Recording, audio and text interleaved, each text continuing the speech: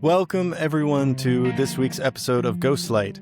I am Benjamin Reed, your host, and today I'm joined by singer and songwriter and storyteller and woodworker Sam Moss. Sam Moss, welcome. Hey, thanks for having me. Oh, it's a pleasure to be in your digital presence, my friend. Take what we can get. Yeah, then we will take what we can get. I'd love today to dive in on the relationship between songwriting, community, meaning, some of that deeper artsy stuff. But before we get started on that, as I was preparing for today, I thought of you, and we've gotten to work together quite a few times, which has been my sincere pleasure. But I don't really know much about your origin story. I know that you are a very, very skilled and gifted songwriter and woodworker, but I'm not really sure where all that came from and where that story started. So I thought maybe you could let me and the listeners in on Sam Moss and where he came from. Sure, yeah. So I grew up, in a artistic household. Is probably the like important beginning. My parents are both artists, um, and found their careers in the arts in various ways. My mom was a high school art teacher for her whole career. My dad was a graphic designer and who sort of moonlit making furniture. I was, I guess, encouraged to do anything creatively that I was compelled by. Um, and so I had my hands on a lot of like art supplies as a child. But what really drew me in was uh, music, which was not really present in the household, and like nobody else played an instrument. Hmm. Um, but I was exposed to hearing a lot of music, and and I just that's what I gravitated towards. That's what I like told my folks I wanted to do when I was like 6 years old. Hmm. Um, I had heard Benny Goodman, the swing clarinet player, who my Hmm. grandfather was a big fan of. I had heard him, and I was like, I want to do that.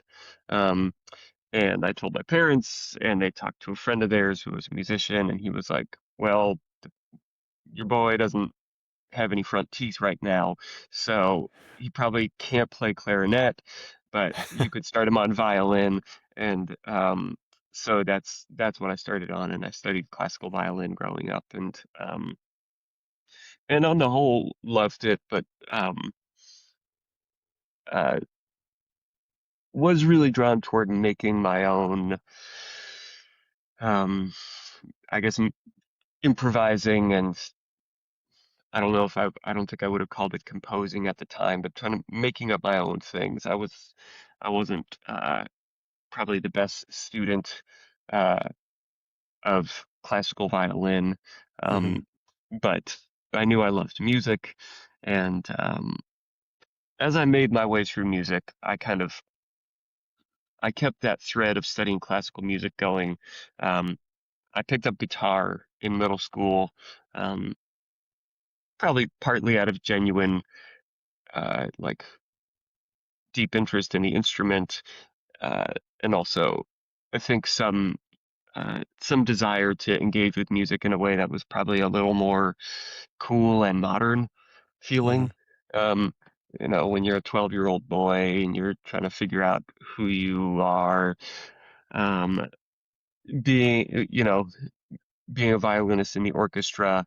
Um, well, I look back now and think there's pretty much nothing cooler. At the time, it Yeah. didn't seem as cool as maybe getting an electric guitar and playing in a rock band, which is I'll what I offer to did. you. I'll offer to Yeah. you that I was a fencer and Mm, had the same thought when I got into high school. I was like, I can't be a fencer because it's not cool. And now yeah. it's like, how awesome was it that I got to do fencing as a sport when I was young? Amazing. Yeah. Yeah. There's nothing that's way cooler than like being on the football team. Um, no offense to sports, uh, big team sports. Fencing is a sport, Yes. but um, yeah, I know it's funny how it all changes when we look back upon it. But yeah, I'm glad I didn't give up on violin, and I still do play it. Though I've I've gotten pretty terribly rusty, Mm, uh, but yeah, I was never a singer.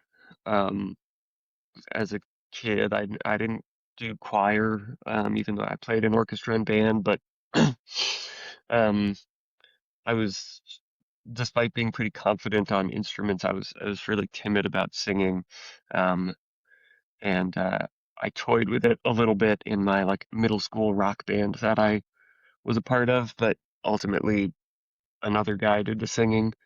It was something that maybe felt a little too exposed and vulnerable, um, mm, uh, which is probably, and I put that in the same camp as songwriting, which is something I was also toying around with from middle school age, but mostly like in secret. Probably every song or half song I wrote in middle and high school, I would get partway through and then I would crumple it up and throw it away. Um, and so uh, I have no record from that time of anything I wrote, um, hmm which is sort of too bad. I wish I could look back on it now, Yeah. because I'm sure I would be charmed by my my thoughts and my attempts from the time, but I guess this is all to say I stayed pretty solely focused on making music um, through high school. I had this side interest in visual art. I liked to draw and stuff, but the like woodworking side of my life wasn't really present. Um, I used to spend time uh, in my dad's workshop when he was down there on nights and weekends making things, and uh, I think I absorbed some understanding of tools and how things work, but I wasn't really actively interested in it. Um, hmm I was just like, I'm going to be a musician, and like I went to music college, uh, Where? Berkeley in Boston, Oh, um, oh, and that I little studied, music college? yeah, um, which was, uh, um, I learned so much. Um, I didn't really, um, I had a fairly like, for going to a school that is um, about music, which is in many ways a very collaborative form, I had like a fairly solitary experience there, Hmm. um, which is just because I was, in my own feelings, going through being 19, 20, hmm and so I worked very hard. I learned a ton, but I didn't I didn't build a super robust community there at the time. But what I did do was I studied I studied composition, like classical composition. Um, for a while, I thought I would be like a composer who wrote difficult, string quartets and things. hmm Um, I think it turned out I liked the idea of that um, The more actual than doing. the actual doing of it. Yeah. hmm Um, but uh, but kind of while that was what I was doing in school, on my own, I was doing more writing uh, of music in the folk realm. Um, I was writing like pieces for like instrumental acoustic guitar pieces, and I was making recordings of them at in my apartment in Boston with like a cheap little digital recording setup and like releasing them on CDR. It was a real like this was like circa 2010. It was like a pretty interesting time in like the DIY music scene where like hmm this is like the um that was really this. took me back just now when you said that Yeah, CDR. And yeah, it's like I remember that. I did yeah. that. I don't know if you knew, but I did music as a young angsty teenager and college student, and Mhm. yeah, and I was in bands, and we Yeah, had, you know, yeah, we would record on these little, pieces of hardware and then try to put them out into the world. yeah. And like you could, I mean, and um it uh I guess it pales in comparison to the ease with which you can like put your music online now, um but it still was very empowering. Um and it was sort of like early days of like Bandcamp, um Mm, like pre-Spotify, but like we'd make these albums, put them up on Bandcamp, and then like the physical version would be, an edition of 30 CDRs that I burned in my yeah, laptop, and then like would make like cardboard sleeves out of old cereal boxes, it's and so you entrepreneurial.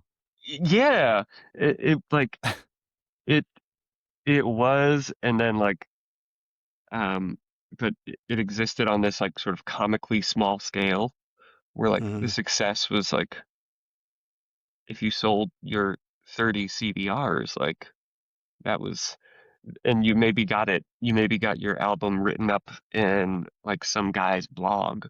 Um, Yeah. that was like the pinnacle. Um, and like a few of like those things like happened to me, and it was very exciting. Um, to feel like there was some just like tiny bits of interest out there. Um, so that was like so my first albums I made when I was like 18 or 19, and they were all just me playing like solo instrumental guitar. Um, Hmm. and um, and at the same time, I was starting to write songs more seriously. Um, and I took a songwriting course at Berkeley that was um, it was very useful and really helped me like get uh, take it out of my bedroom and like get a little like actual feedback and um, Hmm. uh, when I think I was mostly trying to figure out how to write songs on my own with no feedback because I was too afraid to get it. Um, and once I took a class in doing it, I realized that uh, I was not alone in the large group of people who were like learning how to do this for the first time and also, weren't very good at it yet. Um, and just realizing that obviously there were other people trying to do it who didn't know how to do it yet made it Hmm. feel more okay to me. Um, and so, um, so shortly after I finished college, I moved to southern Vermont. Um, I lived with a friend of mine, a songwriter friend of mine named Jackson Emmer, who's still very much doing it. Um, and he and I played together. We played in like a bluegrass duo that played around bars and farmers markets in southern Vermont for a couple of years.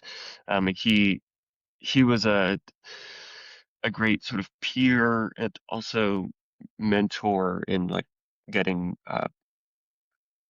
getting me to pursue songwriting.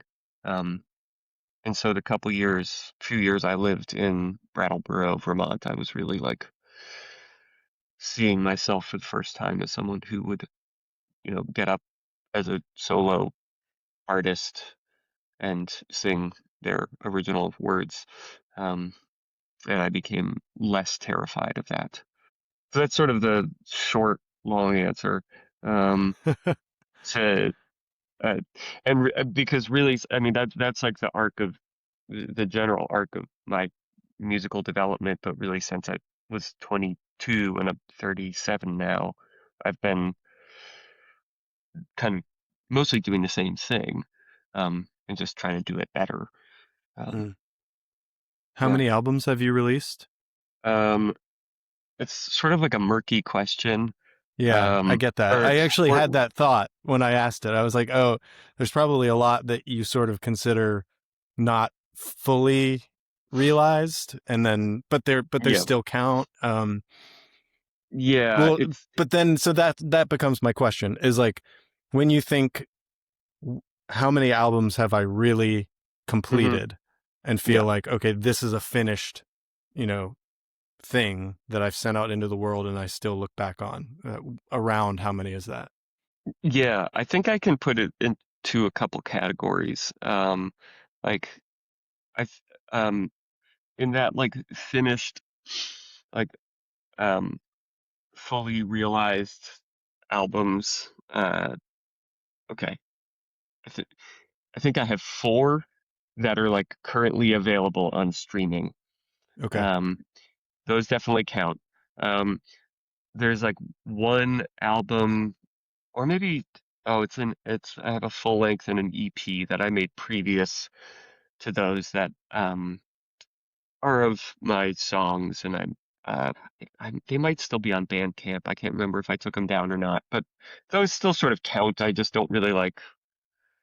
Mm, I took them off streaming because I don't want it to be the first thing anybody finds of my work, I guess. Sure. Um, and then if you go back to my like college era acoustic guitar albums, there were like three or four of those. Hmm. Um, but you know, those are the CDRs burned in my college apartment, which um yeah, I just don't know how to count those. They're sort of Yeah. they're like very important to me um in my growth as a person, but um Yeah. so yeah. So Sam, you strike me as someone who is extremely devoted to the artistry of the thing. Like it seems like the the inherent joy of creating the music, Mm. playing the music trumps everything else to you. Is that accurate? Hmm. Um that's a good question. I sort of um Your pause makes me wonder if maybe that's my reading and not necessarily true. it's funny. I was starting I think I sort of agreed with the first half of what you were saying, felt Mm, resonant, and then the second half felt less so. Um mm, like it is the like the thing the thing that keeps me um coming back to creating even though like even though it isn't always it is really very rarely the easiest way that I could spend my time um thinking about songwriting especially like the reason I continue to work at it is like um the like the pursuit of finishing a good song is like a great challenge that oftentimes feels insurmountable, but then like a few times a year when I think I've done it, um, it is uh, it's I don't know the feeling of satisfaction there is sort of hard to beat, um, and and it takes so much um, it takes so much time for me, and not even it's not a lot of it isn't active time. It's um like if I sit down tomorrow and I write a new song that's like four verses and maybe there's a chorus in there, like probably uh, like even if I get all the words out on the page in the first draft form, like based on how I usually do things, probably I won't consider it done for like at least like a year or two. Um, because I let things like percolate for a really, really long time. mm, And I like periodically circle back and like I just keep playing them and I change a word here or there.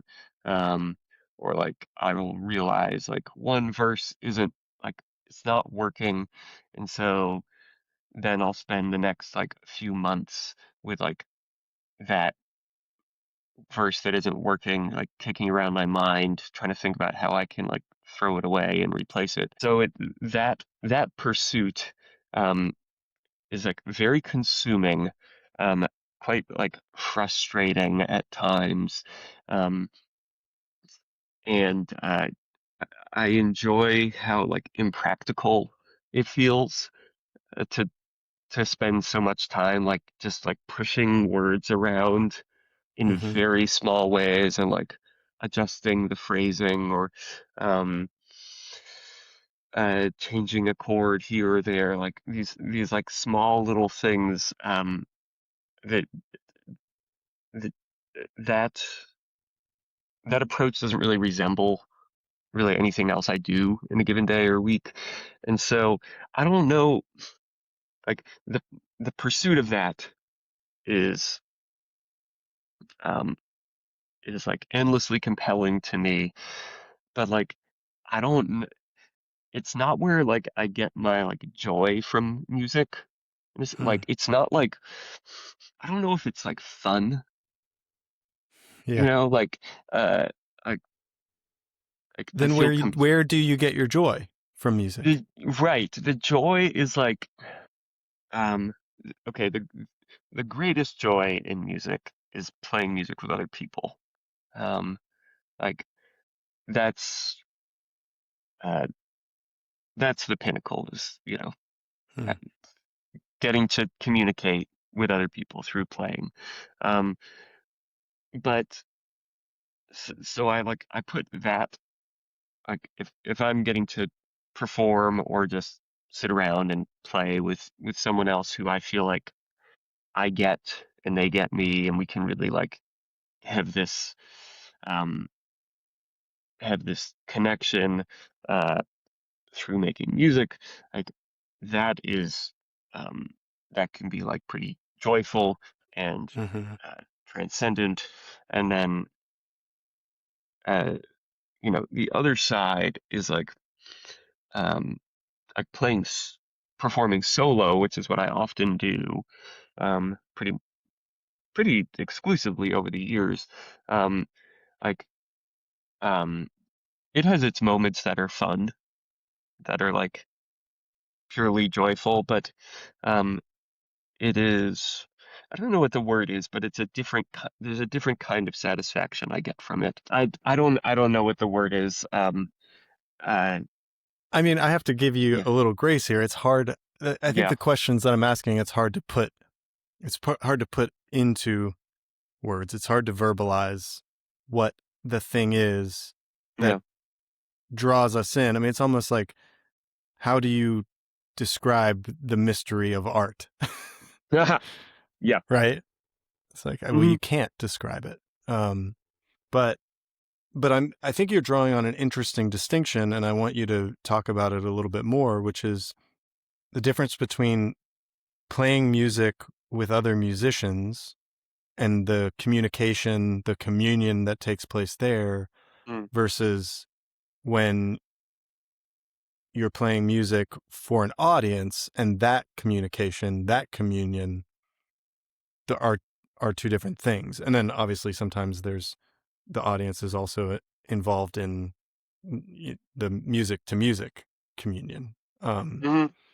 And so is it Yeah. that the thing that brings you the most joy is playing music with other musicians? Yes. And that's the most okay, that's the most reliable source. Okay. Um, like, okay, if if you if you are in a trusting musical relationship, um, then you can get up onto a stage and regardless of the conditions of the room, um, you have each other and Hmm. um Hmm. you can find you can find that joy, um you can you have someone on stage with you to bounce your energy off of. Yeah. Um, and so you can make that a good time no matter where you are. If you're alone, as I typically am, um, it it sort of puts more pressure on the conditions of the room.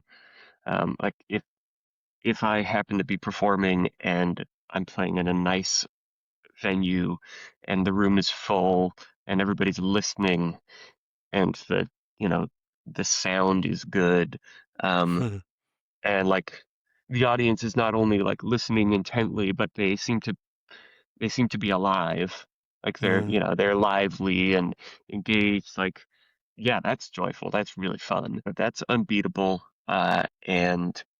Um, and it feels when it works, it feel good to be like the guy on stage who's like sort of at the center of it. I'm not like, um, you know, I don't like to think that I'm that interested in being the center of attention, but um, when it obviously I chose a career as a solo performer, so like some part of me likes it. Um, and when it works, it's great.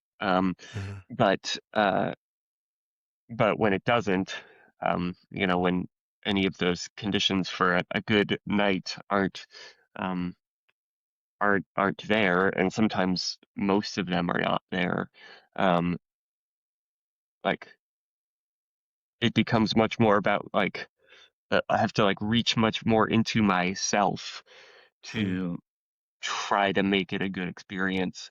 Um, and um, that is that's like a pretty taxing, and it's something I think I've become a lot better at um, as I have grown older, um, and maybe I just uh,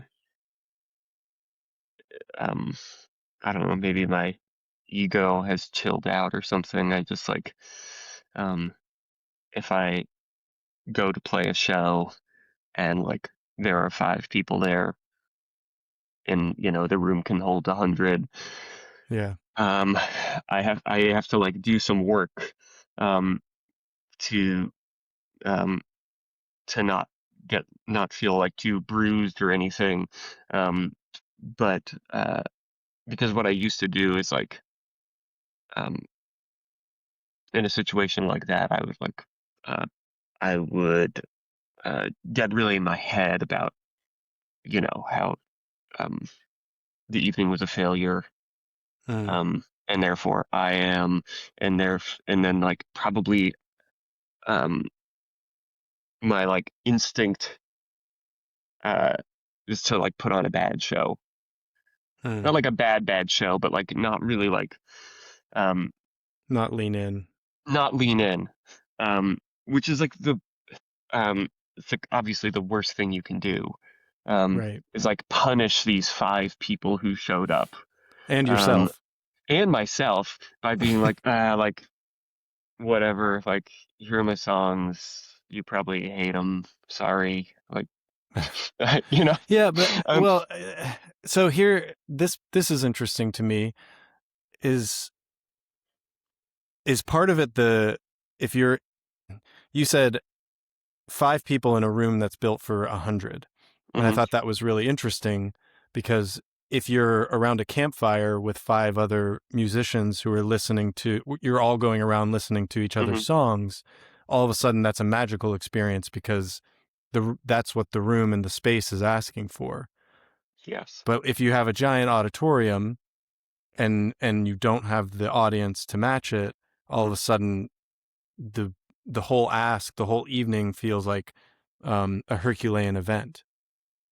Yeah, and it is like, that's, yeah, it's really all about, like, our own expectations there, and like, Mm. I said 5 people in a room that's supposed to fit 100 because, like, that is, like, not a super uncommon experience. Like typically if I'm on tour, I'm playing the smallest the smallest like listening room in town, and sometimes that's as uh, small as it is, um, and but like if I was in say the same town and like I was playing in like someone's living room and there were 5 or 10 people there, and and if it felt full, then it would Hmm. feel like a success. And if the room feels 80% empty, it feels like a failure, and it kind of doesn't matter what the numbers are, um, at least from where I'm standing. Um, Pretty much any time a room is full, it's a win, even if the room is tiny. Um, Yeah. and it's and part of a big part of that is a me thing, but then also like it is when the audience is in a room that is full, I think they behave much differently. Um, like, you know, if you're in a sparsely attended room, um, the energy is uh, has to try to spread thinly across the whole thing, and often people are just feel a bit awkward. I think it Mhm. speaks directly to, this podcast initially was called State of the Stage. Mhm. And, um, and I think it speaks directly to that in that it seems harder to me lately to get people to come out of their houses and go see live performance. Mhm. At least that seems like a very common theme among musicians, among actors, that re-engaging the audience, getting them to actually come out to shows, come see plays, is becoming increasingly difficult. Yes. Um, so sometimes I wonder, Sam, and I would like to get your reaction to this, is if maybe the future of live performance is about what you're talking about, in that we've built all of these massive auditoriums because we used to have to go out to see live music.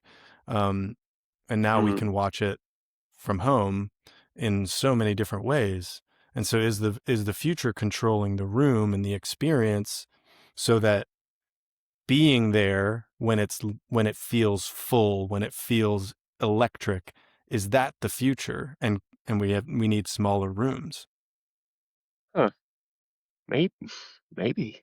Um, it's interesting. I've never thought about it in just those terms, but I do. I mean, and I occupy such a particular uh, corner of the like touring musician world, and obviously there are plenty of bands who are playing to full, huge rooms, Yeah. um, but uh, I think um, that for the small scale artist, um, the artist that comes to a city without much name recognition. Hmm. I think two things go a long way, in my experience. One, yes, is a small room, an um, achievable uh, win.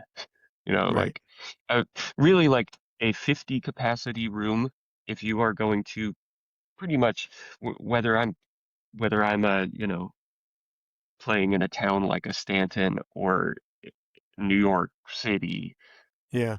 that's a good size room. Hmm. Like for me, it kind of doesn't need to be bigger, uh, even if the city is many times larger. Um, Right. but so that is a big part of um, that like sets the night up for success, Hmm. because the room will fill more easily, and um, the energy will be more condensed, and Yep. the crowd will have a better time, and then the artist will have a better time, and everybody wins. Um, Yep. and even a 50 capacity room, only a third full, doesn't feel that bad. Um, so that's one thing, and then I think the other thing that um, is is a key piece is a venue or a promoter or a local group that is cultivating some kind of community scene where Hmm. when they tell their community to come to the show, people come. So like when like if I'm coming to a new town and I'm playing in a little room, um, if it's full, if the 50 capacity room is full and I'm the headliner, prob probably very few of those people are actually fans of my music, realistically. Hmm. Like they have come, hopefully some of them leave as fans, but like they have come because the show is it's either that the show is at the venue that, you know, it's the venue that they trust and um you know the venue puts on a show every Friday or and so like the townspeople are like, oh, there's a show there. They always put on good shows. Let's go. Yeah. Um, and so sometimes it's the venue itself, or sometimes it's like a roving promoter. This is something I've experienced a lot in my tours of the UK in the last couple of years, Hmm. where it seems more common that um, there are like promoters for who work within a city or in a region, and they put on shows all around, um, and they get some name recognition, Yeah. and the community trusts them, um, and so those and I mean really the probably the simplest like most direct version of this is like when you play house concerts on Right. tour, and the you're playing some nice person's house and the crowd is pretty much just all of their friends, Right. um and their friends' friends, um But that that's yeah. interesting because you have the host, Hmm. same thing. It's exactly what you've been saying. There's the host that is making the promise of this is going to be a great night. We're going to have a Yeah. great night because we have this, musician. I know you may not have heard of them, but we have, and Hmm. we're excited that they're coming and we're excited to share with you their work, Yeah. right?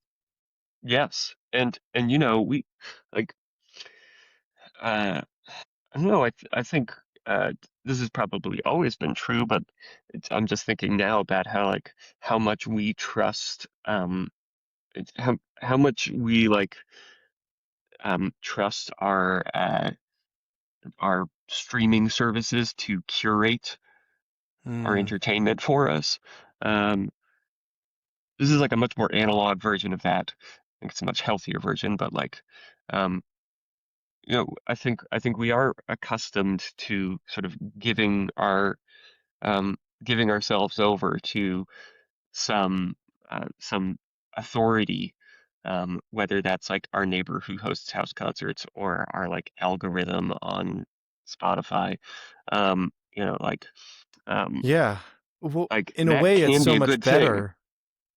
better, right? Because it feels to me like what the algorithm does, and it doesn't matter if it's Facebook or Instagram or Yeah. Spotify, is it picks up signal and then it sends the homogeneous same signal at me. Hmm. And that's not who we are as humans. We're very diverse and Yeah. can engage with different ideas and different kinds of music. So that just Yes. uncovered something for me, like about how much better it is to have someone, Mhm. a trusted source, curate on your behalf. Yeah. And I think I'll like uh um you know uh like I personally as a consumer respond to that. Um, Mm, like if I mean even the like occasional concerts you do at the Green Room every you know couple months or uh hmm. um Every so often. every so often is probably the way to put it. Yeah. Yeah. Like there's like I'm not always there, but I think I'm probably part of a group of people who are like, oh, there's a show here. Like I can kind of trust like I mean, you've presented a variety of genres, but it's like it fits under the like sort of generally acoustic Hmm. um umbrella, and so you can trust like, oh, it's going to be kind of like a quieter listening room show, like, um, and so like if I like that kind of thing, I'll probably have a good time if I go to this show, and like I also like the space that it's in, so Hmm. um, so I'll just go. Um, like it is, I like that it's not like an overly precise calculation. Um, there is like there is a real there's a greater element of chance there, but I think that um, creates for better outcomes, I guess. And Hmm. um, so um, I really I would say I rely pretty heavily in my time on tour uh, on uh, on situations like that. Yeah. Um, and um, and often on tour it's also me partnering with a local band um, that has a strong local community. That's a long tradition of you know Right. trying to find a good local band who will bring out the crowd. But like um, that all of that is really critical, and I feel it is more important than it has ever been because uh, 10 years ago I used to be able to like spread the word about coming, to a town uh, using the internet more easily. Hmm. But it's, because it's such a noisy, it is a noisier and more complicated place now. So um, it's harder to promote as a small scale artist Yeah. and have it have any impact. Um, Whereas I feel like it maybe did a decade ago. Um, so it's always changing. I have So no idea what I'm doing. that leads me to ask you about how have you handled the reality that you have to be both artist and entrepreneur? How do you reconcile the Uh, business side of, you got to pay your bills um, and the artistic side of I want to do this with my life? yeah, um, this has been an ever-changing uh, part of my existence. Like out of college, it was it felt imp important to me to try to be a full-time musician at kind of any cost. Hmm. Um, and I think especially coming out of music school, it sort of felt like, well, if I wasn't doing that, then I probably was a failure of some kind. Um, and and so I did more or less uh like do that for mm, I don't know 6 or 7 years, um, which um, which meant in addition to like taking the gigs I wanted, also doing things I was less interested in,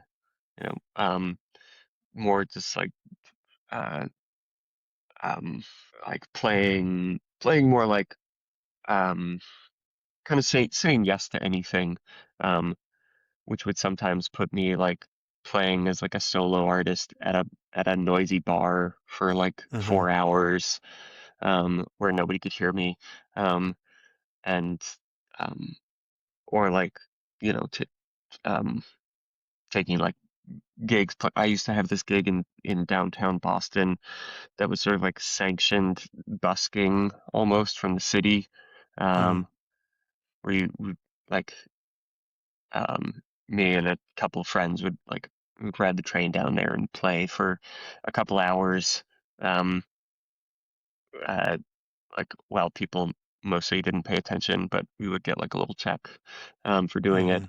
Um, Huh. and it's totally fine. Like nice to get paid to play music. Hmm. Always true. I think that's always true. Um, but um, and that would help. Those sorts of like gigs I would do just for the money helped pay for uh, my bills, and then I could go on tour for a couple weeks like 2 or 3 weeks every season.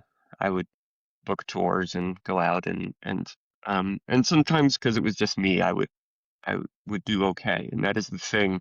Part of why I have continued to work as a solo artist, I think comes from the practical nature of it, and that like even if you're operating on a very small scale, um, if it's just you, um, you take home all the money.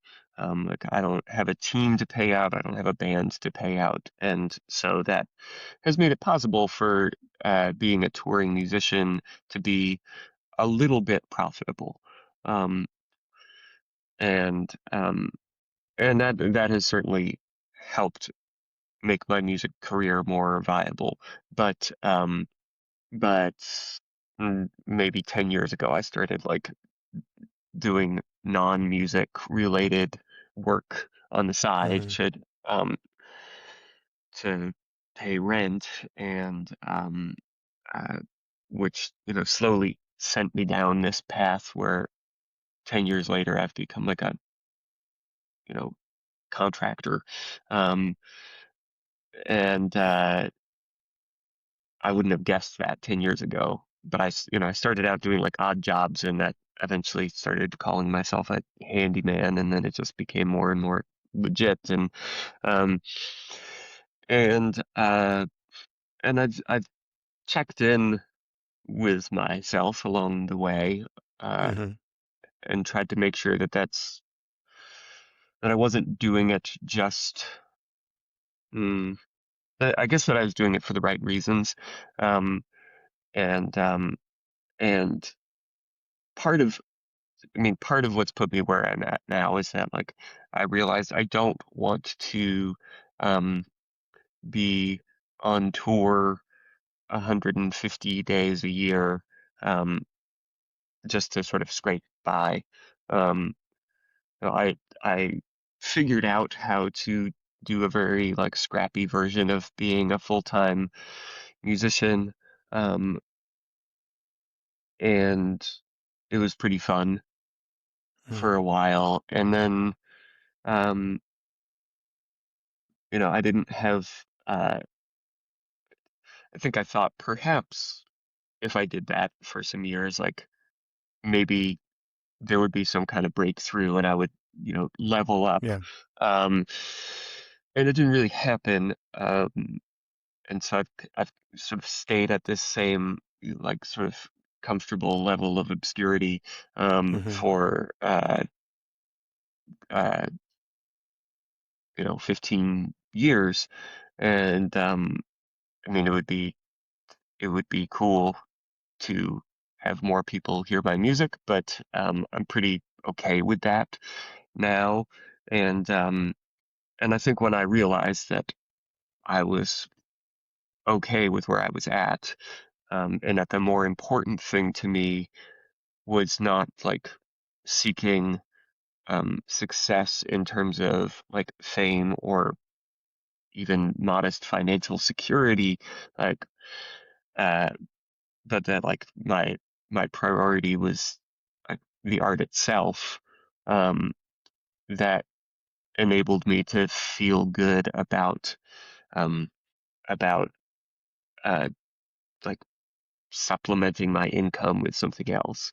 Hmm. Um and then eventually like having having it kind of flip where like my side hustle of like odd jobbing became my primary um thing and then like music is now kind of my side hustle that I take very Yeah. seriously.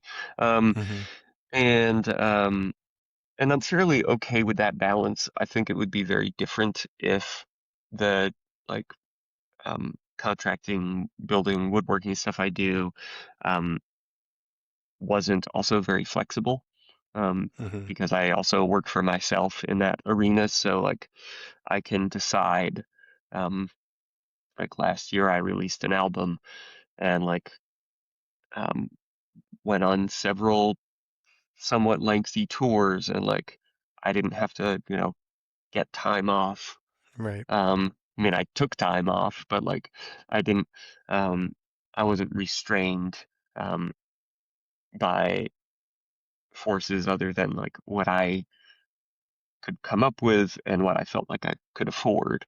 Um, and so that has, and the sort of upside and downside is that it's um, now that I have this like I'd say like my career like fixing houses is becoming like a stable one, Hmm. and that's nice. Um, but um, it has it has sort of like taken some of my hustle out of my music making work. Um, yeah, which is a good and a bad thing. It's a good thing Yeah. because I spend less time on the internet trying to um, get myself heard, which is a valid thing to do. I just like enjoy that I spend a lot less of my time at computers now. Um, Hmm.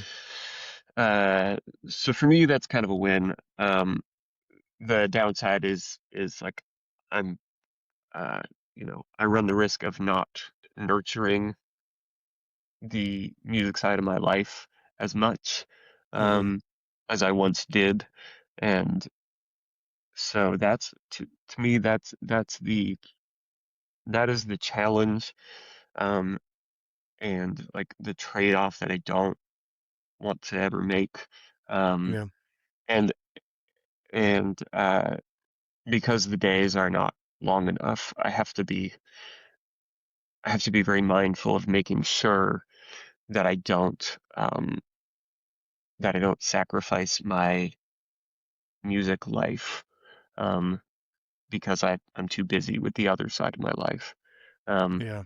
and I do that with varying degrees of success. Yeah, that's such a good reminder for me. I think as a as an actor who Mm, is very used to working in an ensemble, uh, I I give myself too much of an excuse not to practice.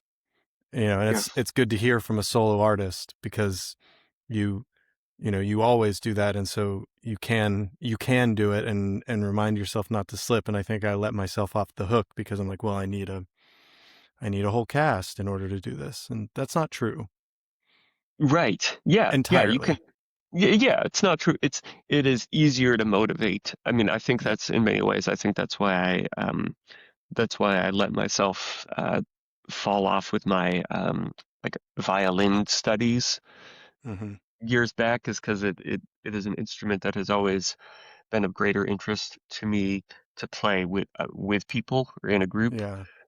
Even though you obviously need to practice it by yourself a lot in order to be good enough to do that. But like, I think that's partly why I um, gravitated towards like being a solo performer is because I could do it myself. I could practice at home. Like I could make a whole, you know, a sort of complete sounding uh, piece with a guitar and my voice. Yeah. Um, and and that is still a very satisfying thing. But yeah, I do have to. Um, this year, I've been setting time pretty much every day when I get up in the morning to work on Hmm. music, um, and that has worked pretty well to keep me on track. Yeah, so that ties back to the beginning of the episode when you talked about not rushing through the songs, which I Mm, found really poignant. Giving them space to breathe and to come together, and as an artist allowing yourself the time to let that process happen in time, yeah, because I find increasingly in this world, in this digital age, and as more and more mounting pressures come at me, I am so obsessed with getting it this instant. yeah, And that was that was the lesson of this whole episode for me. Sam was like, it's such an important reminder to slow down, and I thank you very much for being the kind of artist who takes that time. you're you're. uh, I'm I'm happy to help. It's nice to hear you say it back to me because um, uh, I certainly need the reminder too. Um, and yeah, it's I mean, it, there's some kinds of creation you just can't do. There's places you can't access um, Hmm. with the sort of common distractions that we experience, um, and also opt into. Um, and Yeah, that's what I found. First thing in the morning is my time where I'm least caught Hmm. up in other stuff, and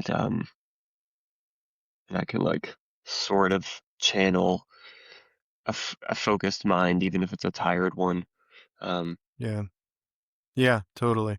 It's another good, it made me think of another good reason to go see a show in any capacity. I mean, even if you are tuning in digitally, but just the act of slowing down and truly listening for yes, longer than one song, yeah, um, is good, I think, for the soul. yes. Soul and the attention span, Hmm. for sure. Yeah. Well, Sam, where can people find your work, and what are you most excited about right now? Hmm. Well, you can find my work at my website is sammoss.net, and .com has been taken for a long time. I can't Um, get mine. yeah, I know it's tough. Um, but it's yeah, from there you can find all my other things, Okay. and my pretty much the only social media I really use is Instagram. Okay. Um, but and what am I most excited about? Yeah. I well, this in my morning writing practice this winter, I have written um uh, well, a bunch of songs, but closing in on a number of ones I like enough to start to consider maybe making a new album. Hmm. Um, it'll probably be another like year or so before I get to the point where I'm ready to go into a studio, but it has been, I mean, though my last one came out in last year, I recorded it um like 3.5 years ago. So it's been a little while for me Yeah. um, since I've worked on putting together a new album, and it's a process I love. Um, so I'm excited because I haven't been writing much the last few years. But I had a flurry of that this winter. So um, that's a wonderful thing on the horizon. And otherwise, it's um, I've left, aside from a possible UK tour in the fall. I've left my year musically pretty open. So um, I think that just leaves room to be home and try to create. Um, Mhm. and so and I'm sort of oddly excited about the lack of motion or activity, Mhm. and just the chance to like see what I can pull out of my mind. Hmm. That's great.